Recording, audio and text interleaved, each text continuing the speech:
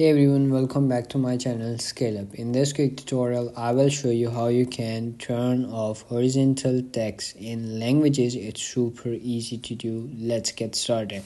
Open up your iPhone settings and then go to accessibilities. There you will find display and text. Click on that and then scroll up, and then you will see over here prefer horizontal text. In this you will see prefer horizontal text in languages that support vertical text.